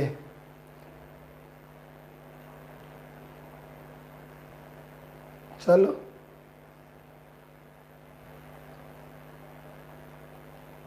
देखते हैं क्या हो रहा है। चलिए, मैं उम्मीद करता हूँ आपको आ जाएगा। बेटा कुछ बचेगा नहीं, ध्यान रखिएगा। आइए, अभी अभी मैंने आपको सिखाया था, ये प्राइमरी अल्कोहल है और ये आपने स्ट्रॉन्ग ऑक्सीडाइजिंग एजेंट डाल दिया है। हॉट क्यूब, प्राइमरी अल्कोहल से HH निकला, एल्डिहाइड बना, रिएक्शन स्टॉप नहीं होगी, आगे जाएगी और ये बनेगा एसिड। तो ए क्या हो गया? ए आपका हो गया CH3COOH। ए आपका क्या हो गया? CH3COOH। अच्छा, तो ये तो हो गया ए आपका। अब ए के बाद आपको बी बनाना है, तो बी क्या हो जाएगा आप देख सकते हैं, सोडा लाइम आपने डाला है, सिंपल CO2 जो है वो यहां से निकल जाएगी, तो गैस 1 आपका हो जाएगा CH4। गैस 1 क्या होगा बेटा? CH4। ध्यान दो बेटा, अब आपने क्या किया, ए का कोलवे इलेक्ट्रोलिसिस कराया। ध्यान दीजिए बेटा, थोड़ी सी गलती अगर देखा जाए यहां पर, हम लोग जब कोलवे इलेक्ट्रोलिसिस कराते हैं तो हम लोग एसिड ना लेकर उसका सोडियम सॉल्ट लेते हैं। इसलिए अगर इस सवाल को और अच्छा करें, बिल्कुल एक्यूरेट अगर इस सवाल को बनाएं, तो पहले लिखना चाहिए हमको NaOH और फिर हमको लिखना चाहिए कोलवे इलेक्ट्रोलिसिस। तो NaOH जब डालोगे तो ये अपने सोडियम सॉल्ट में बदल जाएगा, सोडियम एसीटेट। क्या बनेगा बेटा? इंटरमीडिएट बेटा क्या बन जाएगा बताओ? Sodium acetate. आगे आप लोग को मालूम है, हटाओ, बिंदी लगाओ, 2 से मल्टीप्लाई करो, तो ये आपका बन जाएगा इथेन। ये आपका बन गया इथेन, ये तो हाइड्रोकार्बन बन गया आपका। अच्छा, कैथोड CO2 जो होगा वो एनोड पर निकलेगा, ये एनोड पर निकलता है, और हाइड्रोजन जो होता है वो कैथोड पर निकलता है। तो गैस 2 है कैथोड वाला, गैस 3 है एनोड वाला, और गैस 4 ये हो जाएगा सिंपल। तो ये आपके प्रोडक्ट बने हैं। प्राइमरी अल्कोहल का ऑक्सीडेशन करवा दिया आपने, पहले एल्डिहाइड बना होगा, रिएक्शन स्टॉप नहीं होगी क्योंकि ये स्ट्रॉन्ग होता है, एस्टिक एसिड बनेगा। तो ए हो गया एस्टिक एसिड। अब एस्टिक एसिड में आपने डाला सोडा लाइम, डी कार्बोक्सिलेशन हो गया, एक कार्बन कम का एल्केन बन गया, तो गैस 1 आपका हो गया मीथेन। अब आपने एस्टिक एसिड में NaOH डाला, बना होगा सोडियम सॉल्ट, उसकी कराई आपने इलेक्ट्रोलिसिस। लगा दीजिए Porwal trick, alkyl group CO2 का बॉन्ड करो, बिंदी लगाओ, 2 से करो गुणा, तो CH3 हाइड्रोकार्बन बन गया। एनोड पर निकलेगा CO2 और कैथोड पर निकलेगा hydrogen. So this is the answer, right. अब हम लोग जा रहे हैं बेटा अगले क्वेश्चन की तरफ। अगले क्वेश्चन की तरफ जा रहे हैं, ये क्वेश्चन नंबर 3 था। क्वेश्चन नंबर 4,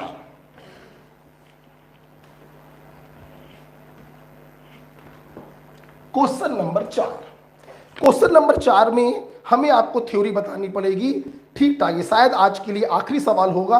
क्वेश्चन नंबर 4 आपको याद है ना बेटा, आज का दिन वैसे था एल्केन का, है ना? आज दिन कौन सा है? आज दिन कौन सा भाई? आज ट्यूसडे है, तो आज एल्केन था। बृहस्पतिवार को एल्कीन है, फ्राइडे को एल्काइन है, और फिर मंडे को है तीनों के सवाल। मतलब मेरे पास हाइड्रोकार्बन के लिए कितनी क्लासें हैं? 4। आज तो पहली क्लास ही तो चल रही है, आज मैं तीनों को मिला के पढ़ा रहा हूं, तो पहली क्लास चल रही, तो 4 क्लासों तक आते आते हाइड्रोकार्बन तुम्हारी आत्मा में चला जाएगा, मर जाओगे, आत्मा के साथ जाएगा ऊपर। ठीक है, तो टेंशन नहीं लेंगे, बस जैसे मैंने पढ़ाया वैसे आप पढ़ते चलेंगे, नोट्स बनाते चलेंगे। आइए देखिए बेटा, हमें एक पॉइंट आपको पढ़ाना है। रिलेटेड थ्योरी में हेडिंग पढ़ेगी पार्शियल हाइड्रोजिनेशन, हेडिंग पढ़ेगी पार्शियल हाइड्रोजिनेशन। देखो क्या है ये, मान लीजिए कोई एल्काइन है, एल्काइन है, ठीक है, कितने पाई बॉन्ड है? 2। अब देखिए आपने हाइड्रोजनेशन हमसे रिएक्शन मैकेनिज्म में ही पढ़ लिया था, addition of hydrogen in presence of transition metal. देखिए वो जो हाइड्रोजनेशन होता है वो तब तक हाइड्रोजन को ऐड करता रहता है जब तक कि सारे पाई बॉन्ड खत्म ना हो जाए। कहने का मतलब ये बेटा कि अगर इसका रिएक्शन हम हाइड्रोजन से करा दें in presence of Raney nickel, palladium, platinum, PTO2, Adams catalyst कहते हैं, तो ये कंप्लीट हाइड्रोजनेशन होगा। दोनों पाई बॉन्ड कटेंगे, 2H इसके पास, 2H इसके पास आएगा और एल्केन बन जाएगा। तो this is the case of complete hydrogenation.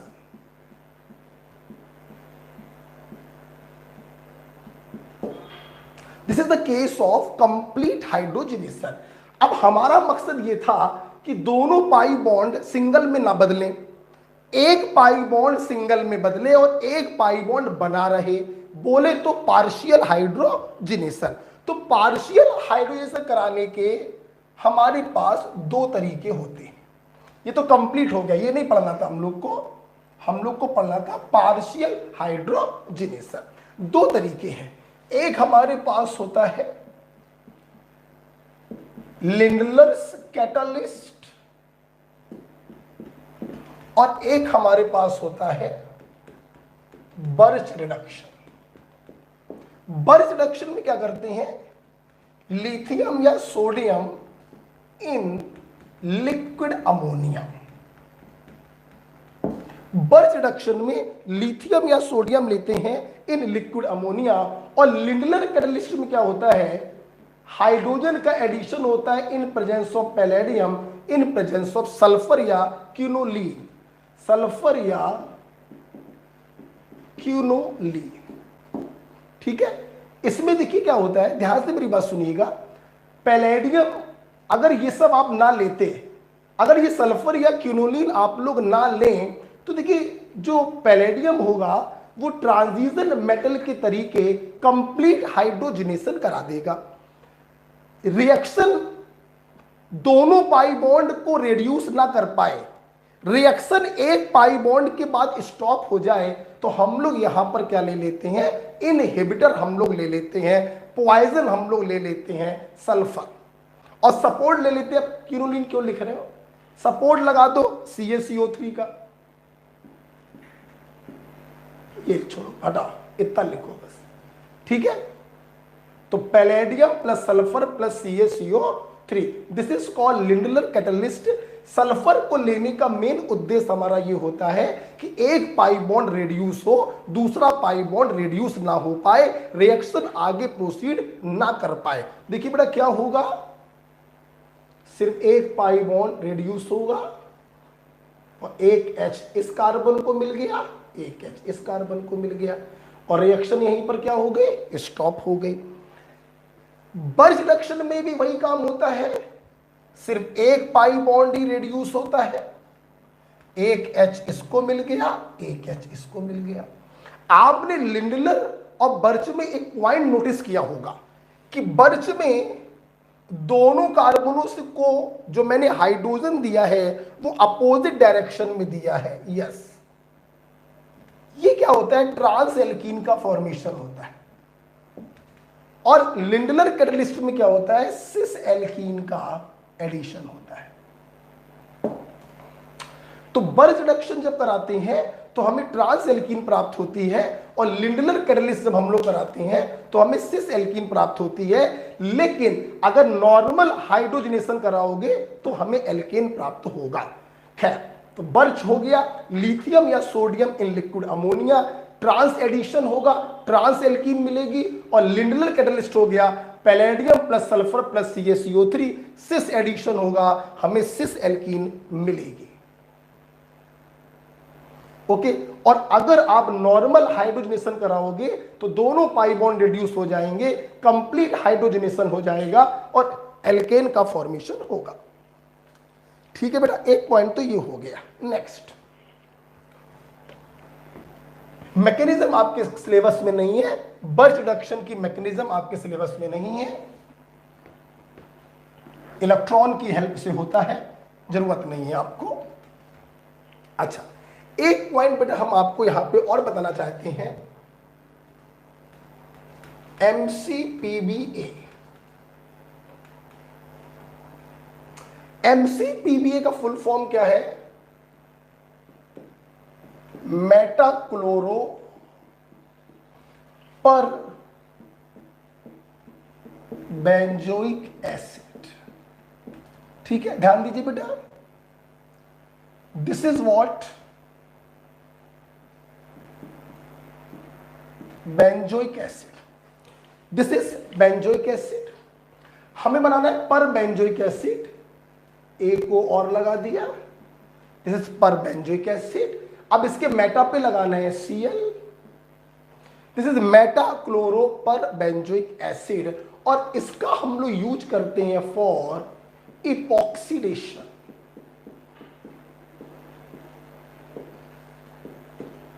इसका बेटा हम लोग यूज करते हैं फॉर इपॉक्सीडेशन। मेरी बात सुन लीजिए, इपॉक्सीडेशन के लिए हमारे पास दो चीजें और भी होती हैं, oxygen in presence of silver catalyst और MMPA। MMPA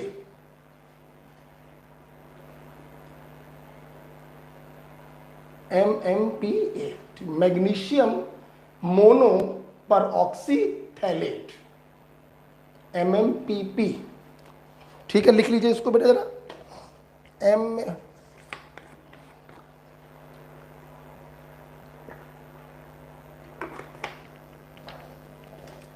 MMPP।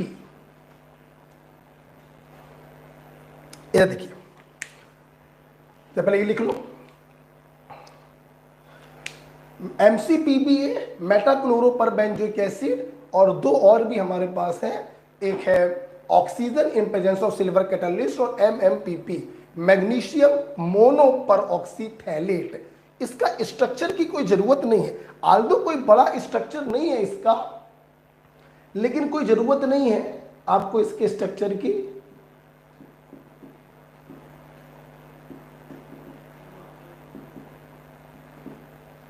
कुछ ये स्ट्रक्चर होता है, ठीक है, लेकिन आपको इसकी जरूरत नहीं है, आप बस इसका नाम याद रखिएगा, MMPP मैग्नीशियम मोनो पर ऑक्सीथैलेट, मोनो पर ऑक्सीथैलेट। यस, चलो अब आप बात आई है तो बता देते हैं, चलो बता देते हैं, छोड़ो, आओ आओ बता देते हैं। देख भाई, कुछ है नहीं, था कुछ नहीं, बट अब थोड़ा मेरा मन नहीं था बताने का, क्योंकि MCPBA पर क्वेश्चन आया है नीट में, और इस पर क्वेश्चन आया है NTA में, तो NTA में आया है तो जरूरत नहीं है इसको देखने की, फिर भी मैं बता दे रहा हूं। देखिए, this is phthalic acid,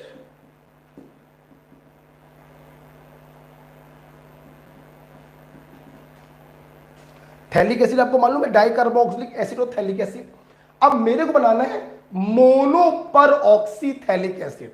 mono पर ऑक्सी का मतलब हो गया दोनों में से सिर्फ एक COOH को परऑक्साइड में हमें बदलना है। अब इसका मैग्नीशियम के साथ सॉल्ट बनाना है, तो ये मोनोवेलेंट है, मैग्नीशियम बाईवेलेंट है, तो इसका क्या होगा, होल्ट वाइज होगा। This is MMPP magnesium mono पर ऑक्सीथैलेट, दिस इज MMPP। ठीक है, तो MCPBA ये सबसे पॉपुलर है, नीट में आ चुका है। Oxygen in presence of silver catalyst NEET में आ चुका है। MMPP मैग्नीशियम मोनो पर ऑक्सीथैलेट ये जो है NTA में पूछा गया था, इसलिए मैंने आपको बता दिया। इसका देखो बेटा काम क्या होता है, बहुत ही सिंपल इसका काम है। जैसे मान लीजिए ये कोई एल्कीन हम ले लें, और इस एल्कीन पर हम इन तीनों में से कुछ भी डाल दें, क्या होगा, सिंपल एक पाई बॉन्ड कटेगा। ध्यान से सब लोग देखेंगे, एक वैलेंसी इसकी खाली है, एक वैलेंसी इसकी खाली है। ये तीनों ऑक्सीडाइजिंग एजेंट हैं, ये नेसेंट ऑक्सीजन प्रोवाइड करते हैं, और इस प्रकार से इपॉक्सी का फॉर्मेशन हो जाता है, इपॉक्साइड का फॉर्मेशन हो जाता है फ्रॉम एल्कीन। इसीलिए हम लोग इसे कहते हैं इपॉक्सीडेशन। एक पाई बॉन्ड कटा, दोनों कार्बनों के बीच में एक ऑक्सीजन आके लग जाता है, so this is called epoxidation. Am I right बेटा?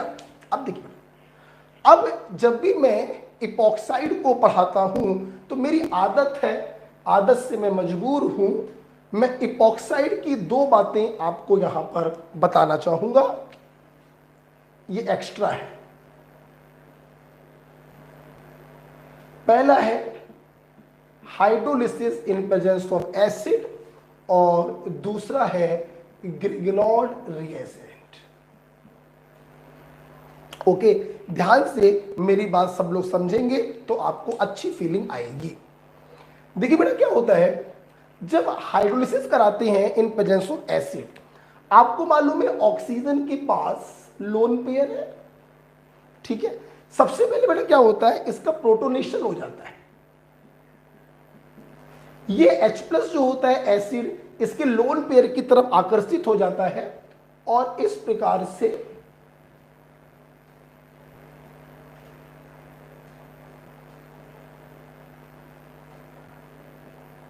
प्लस, इसका फॉर्मेशन देखो बेटा हो गया। अब O is a highly electronegative और इलेक्ट्रोनेगेटिव पे प्लस आ गया, ये भड़बड़ा रहा है, अनस्टेबल है, तो ये क्या करता है, इन दोनों इलेक्ट्रॉनों को अपनी तरफ आकर्षित करता है, जिसके कारण इन कार्बनों पर पार्शियल पॉजिटिव चार्ज डेवलप होता है।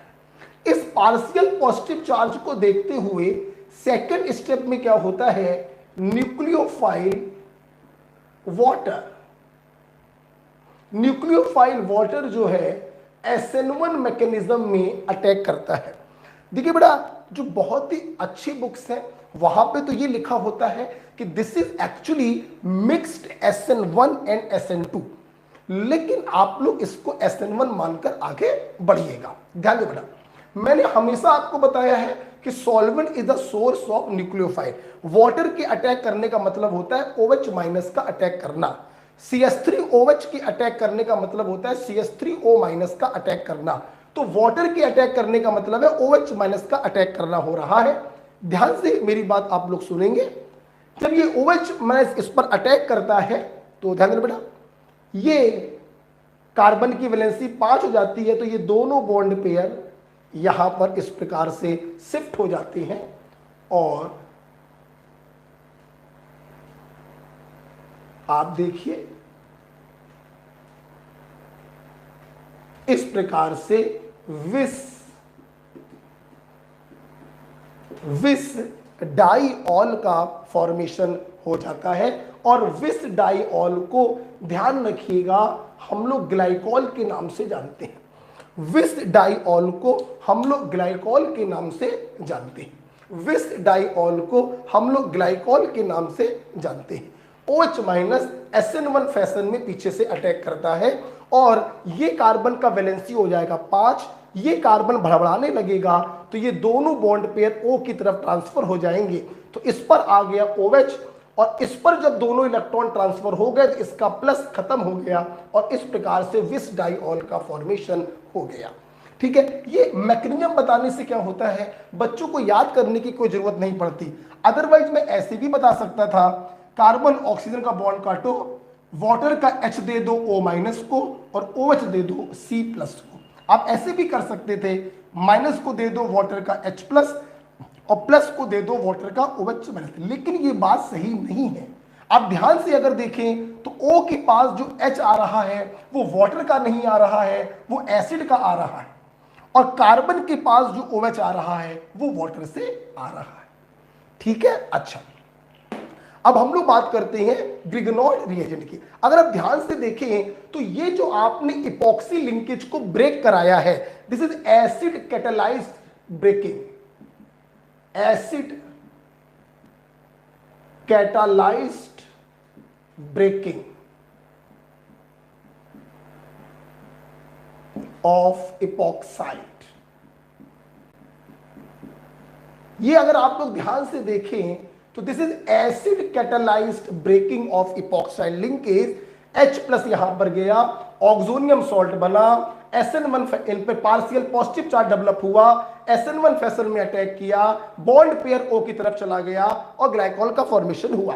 लेकिन अगर हम लोग ग्रिग्नॉर्ड रीजन को देखें तो Grignard reagent is the source of R-। मतलब यहां पर जो ब्रेकिंग होगी वो बेस कैटेलाइज्ड ब्रेकिंग होगी। बेटा बोलो कौन सा होगा? बेस कैटेलाइज्ड ब्रेकिंग होगा, और ये डायरेक्ट इस पर अटैक करेगा SN2 फैशन में।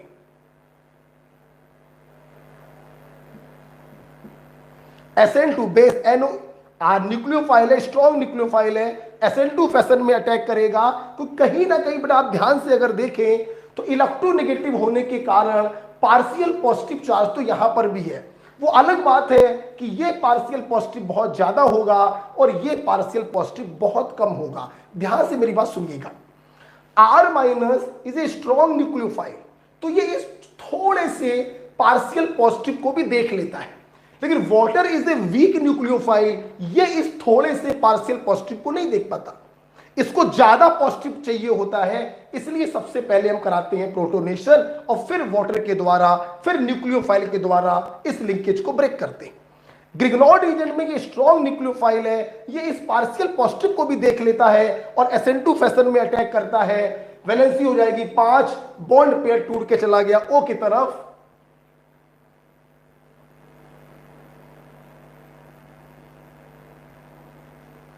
और O पे माइनस आ गया। फिर ये सॉल्वेंट से H+ ले लेगा और इस प्रकार से अल्कोहल का फॉर्मेशन हुआ। एक बात हमेशा ध्यान रखिएगा, ग्रिग्नॉर्ड रिएजेंट की रिएक्शन में पानी तो हमें डालना ही डालना पड़ता है। ग्रिग्नॉर्ड रिएजेंट की रिएक्शन में पानी का, सॉल्वेंट का मेन रोल होता है प्रोटॉन को डोनेट करना, क्योंकि ये बेटा एल्कोक्साइड आयन है, ये बेस के तरह काम करेगा। एल्कोक्साइड आयन है, ये बेस के तरह काम करेगा, और वाटर के पास कंस वाला हाइड्रोजन है, H+ ले लेगा और अल्कोहल का फॉर्मेशन होगा। बात बेटा अभी खत्म नहीं हुई है, ध्यान से मेरी बात अगर समझेंगे तो आप लोग को बड़ा मजा आने वाला है। बेटा मजा देखिए क्या आने वाला है। R माइनस ने SN2 फैशन मतलब पीछे से अटैक किया है। कहने का मतलब ये है कि अगर ये R आपने सॉलिड वेज से लगाया है तो ये जो O माइनस होगा वो डैश पर होगा। मतलब अगर एल्किल ग्रुप जो है वो सॉलिड वेज पर होगा तो ये जो OH जो होगा वो डैश डैश पर होगा, अंदर की तरफ लगा होगा। ये ध्यान रखिएगा। ट्रांस में मामला हो रहा है। SN2 का मतलब इसने पीछे से अगर अटैक किया है तो R जाएगा अगर पीछे तो O जाएगा आगे, या R जाएगा आगे तो O जाएगा पीछे। ऐसे बोल दो, R जाएगा ऊपर तो O जाएगा नीचे, R जाएगा नीचे तो O आएगा ऊपर। दोनों ट्रांस फैशन में होते हैं। मैं कभी भी डायरेक्ट नहीं पढ़ाता हूं, मैं हमेशा इस मैकेनिज्म से ही आपको समझाने का प्रयास करता हूं। इज इट क्लियर बेटा? अच्छा, अगर हम आपसे बात करें कि यहां पर क्या हो रहा है, ठीक है बेटा, छोड़ो इतना नहीं बताएंगे, छोड़ो ज्यादा हो जाएगा, सवाल तो नहीं है इसके ऊपर, ठीक है ठीक है। चलिए इतना बहुत है, इसकी आप लोग बताइएगा। चलो क्वेश्चन दे दे रहे हैं आपको। मैंने यहां पे आपको समझाया R ऊपर तो O अंदर, R अंदर तो O ऊपर, ठीक। आप मुझे बता के लाएंगे यहां पर क्या होगा। एक OH बाहर, एक OH अंदर, यहां पर क्या होगा ये आपको बताना है HW, ठीक है। चलिए, तो हमने आपको पार्शियल हाइड्रोजनेशन बता दिया, हमने आपको यहां पर इपॉक्साइड का हाइड्रोलिसिस और ग्रिग्नॉर्ड के साथ रिएक्शन भी बताई। आइए चलते हैं क्वेश्चन नंबर 4 की तरफ। चलिए क्वेश्चन नंबर 4 HW दे देते हैं। टाइम कितना हुआ? टाइम हो गया है। क्वेश्चन नंबर 4 HW दे देते हैं।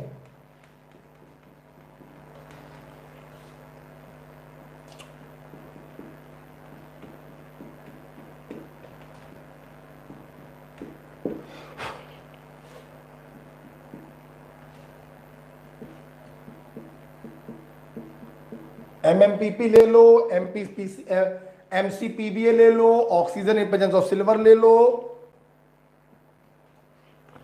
ठीक है।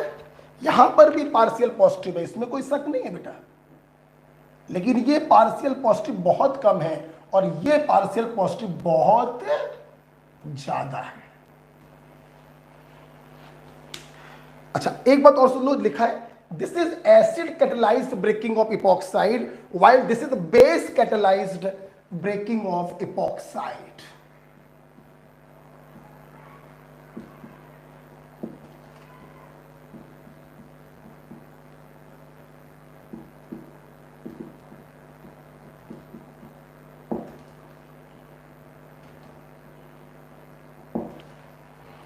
इज इट क्लियर बेटा? चलिए एक क्वेश्चन ये घर से दे रहे हैं, घर से करके लाइएगा।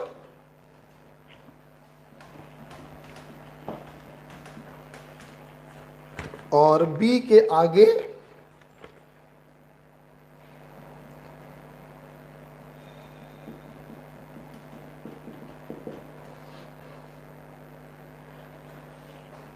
C+D हिंट दे दी है मैंने, जो मैंने आपको HW दिया है मैंने उसकी हिंट दे दी है, घर पे सोच के बताइएगा। और CH3MgBr फॉलोड बाय हाइड्रोलिसिस। ठीक है, चलिए ये घर से करके लाइएगा HW। ओके मेरी बात सुन लीजिए बेटा।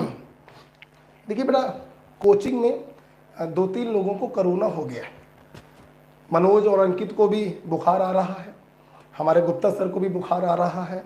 तो इसमें कोई बड़ी बात नहीं है कि कोचिंग भैया अगर बंद हो गई तो देखो बेटा मेरी क्लासें जो है वो बंद हो जाएंगी।